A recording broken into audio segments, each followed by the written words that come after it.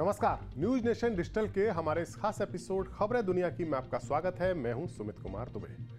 पिछले 2 साल से भी ज्यादा वक्त से जारी रूस यूक्रेन युद्ध और मिडिल ईस्ट में ईरान इजराइल के तनाव के बीच जिस हथियार की सबसे ज्यादा चर्चा हो रही है वो है परमाणु बम। कहा जा रहा है कि अगर सोवियत संघ के विघटन के बाद यूक्रेन ने अपने परमाणु हथियार अमेरिका और ब्रिटेन और रूस के साथ समझौता करके रूस को ना सौंपे होते तो आज रूस उसके साथ इतना लंबा युद्ध नहीं लड़ पाता, क्योंकि ज़ेलेंस्की के मुल्क के पास अपनी रक्षा के लिए परमाणु हथियार होते। मिडिल ईस्ट में अमेरिका और इजराइल की जोड़ी के खिलाफ ईरान को भी हमेशा खौफ रहता है और वो किसी भी तरह की इमरजेंसी से निपटने के लिए परमाणु बम बनाने की फिराक में लगा हुआ है। दरअसल परमाणु बम एक और जहां खौफनाक तबाही की वजह बन सकते हैं, तो वहीं दूसरी ओर ये किसी भी मुल्क को एक तरह से सुरक्षा की गारंटी भी देते हैं। चीन और पाकिस्तान जैसे 2 ताकतवर दुश्मन देशों से घिरे भारत के पास भी परमाणु हथियार मौजूद हैं और अक्सर इसका क्रेडिट 1998 की अटल बिहारी वाजपेयी की एनडीए सरकार को दिया जाता है। लेकिन भारत के परमाणु हथियारों की नींव पड़ी थी 50 साल पहले, जब भारत ने इंदिरा गांधी की नेतृत्व में पहली बार परमाणु परीक्षण किया था। वो साल 1974 का था और दिन था 18 मई का, जब भारत ने पोखरण में अपना पहला परमाणु परीक्षण किया था। इस वीडियो में हम आपको बताएंगे कि देश के उस परमाणु परीक्षण, इस पहले न्यूक्लियर टेस्ट की कहानी जिसने अमेरिका समेत पूरी दुनिया को चौंका दिया था।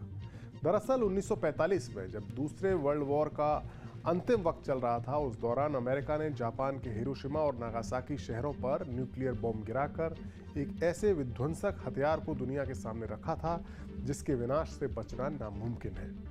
अमेरिका के बाद सोवियत संघ यानी आज के रूस, ब्रिटेन और फ्रांस और चाइना ने भी न्यूक्लियर टेस्ट करके ये हथियार बना लिए। ये पांचों देश यूएन की यानी संयुक्त राष्ट्र संघ की सिक्योरिटी काउंसिल के परमानेंट मेंबर हैं। इन पांचों देशों ने यह सुनिश्चित किया कि कोई और देश ये हथियार ना बना सके, लेकिन फिर भी भारत ने परमाणु हथियार बना लिए। अब हम आपको बताते हैं उन हालात के बारे में जब भारत को ये परमाणु हथियार बनाने के लिए अपना पहला न्यूक्लियर टेस्ट करने की जरूरत पड़ी या भारत को मजबूर होना पड़ा। दरअसल साल 1962 में जब चीन ने भारत का भरोसा तोड़ते हुए हमला किया और हजारों वर्ग किलोमीटर की जमीन पर कब्जा कर लिया, तो ये साफ हो गया कि भारत को पाकिस्तान के साथ साथ चीन से भी अपनी सुरक्षा करने के लिए तैयार होना पड़ेगा। साल 1964 में चीन ने अपना पहला न्यूक्लियर टेस्ट किया और चीन भी न्यूक्लियर पावर वाला देश बन गया। अगले ही साल यानी 1965 में पाकिस्तान ने भारत पर हमला किया और यह जंग भारत ने जीत ली। भारत ने 1971 की जंग में तो पाकिस्तान को हार कर उसके 2 टुकड़े कर दिए, लेकिन उस जंग के दौरान अमेरिका का रवैया भारत के खिलाफ रहा और उसने भारत को सबक सिखाने के लिए अपने 7वें बेड़े तक को बंगाल की खाड़ी के लिए रवाना कर दिया। अगर इस जंग के दौरान रूस भारत के साथ नहीं होता तो चीन और अमेरिका दोनों मिलकर पाकिस्तान के साथ खड़े होते और पाकिस्तान भारत पर भारी भी पड़ सकता था। इस जंग को जीतने के साथ ही भारत की तब की पीएम इंदिरा गांधी की समझ में बात आ गई कि अगर दुश्मनों से भारत को बचाए रखना है तो न्यूक्लियर हथियार होने ही चाहिए, और यहीं से भारत के पहले परमाणु परीक्षण की भूमिका तैयार हुई, उसकी तैयारी शुरू हुई। साल 1972 में यानी भारत पाकिस्तान जंग के 1 साल बाद इंदिरा गांधी ने भारत के परमाणु वैज्ञानिकों को न्यूक्लियर टेस्ट के प्रोजेक्ट पर काम शुरू करने की इजाजत दे दी और इस ऑपरेशन को नाम दिया गया ऑपरेशन स्माइलिंग बुद्धा। भारत की न्यूक्लियर एक्टिविटीज पर अमेरिका की भी नजर थी और काफी कड़ी नजर थी, खुफिया नजर थी, लेकिन भारत ने अमेरिकी खुफिया एजेंसी को चकमा देते हुए अपने ऑपरेशन को अमली जामा पहनाना शुरू कर दिया। इस ऑपरेशन की जिम्मेदारी परमाणु वैज्ञानिक राजा रमन्ना के कंधों पर थी।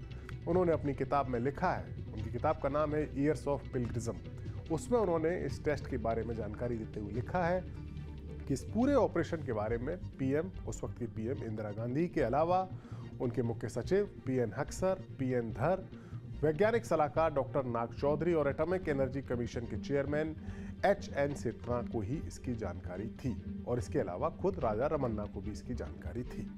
कुछ लोगों का दावा है कि रक्षा मंत्री बाबू जगजीवन राम को भी इस ऑपरेशन की जानकारी इसके कामयाब होने के बाद दी गई। बहरहाल 18 मई 1974 को राजस्थान के पोखरण इलाके की जमीन के भीतर सुबह 8:05 पर विस्फोट किया गया।